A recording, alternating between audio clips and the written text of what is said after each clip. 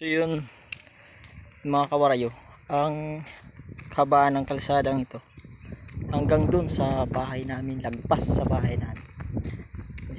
Pero yung kabila hindi pa natatapos yan. Si Penilo, kawawa naman yung bahay nila. Yan o. So matutulungan natin yan mga kawaray. Magkumita na tayo sa YouTube. Yan o, kawawa naman yung bahay. Di isang matanda na lang yan. Kasi yung kapatid niya namatay na, si Painan. So ganito na po kahaba hanggang dun sa kabilang barangay to, pero di pa natapos. Si Judy, yan si Judy Santa Maria, masisipag na mga tao dito sa Kamalig. Yan, nagbuhos na pala dyan mga kawaray.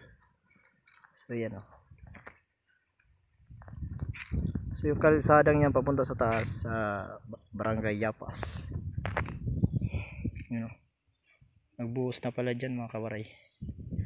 So dito na ako ngayon sa tapat ng bahay namin. Ganito yung kalsada mga kawaray. So ang ganda.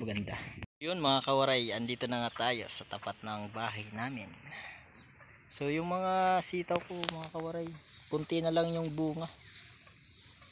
At yung talong namin, wala din naman, kunti lang. At siguro ko season na pala maubos sila.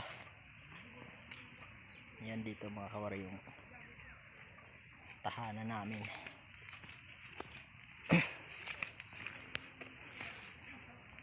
So yun, ang daming bunga ng bayabas mga kawaray. Yung bayabas ko maraming bunga. Yan o, daming mga bunga mga kawaray. At may mga minarkot din akong bayabas. Ito nagbunga na o. Malalaki yun mga kawaray. Siguro ko mas malaki pa sa kamao ko. At syempre di mawawala yung tinatawag dito sa amin na kabay-kabay. Yan. At may mga tanim din kaming kundol. Ito guava rin to eh. Yan, piyapas. Yan. Malit pa pero namumulaklak na. Papaya namin. So madami kaming tanim mga kawaray. So di naman masyado lahat.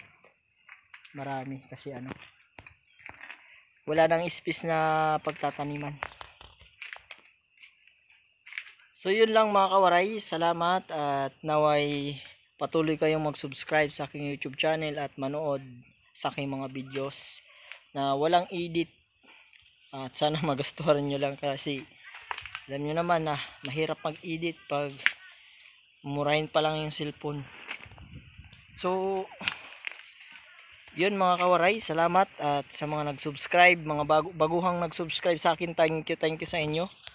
At tingnan nyo yung mga tanim ko. Ito minarkot ko tong kalamansi. Thank you sa mga subscribers natin. At sa mga magsusubscribe pa, paki-subscribe naman po sa aking YouTube channel. At unti-unti nang bumabangon ang aking pananim. At marami pa tayong mga bayabas.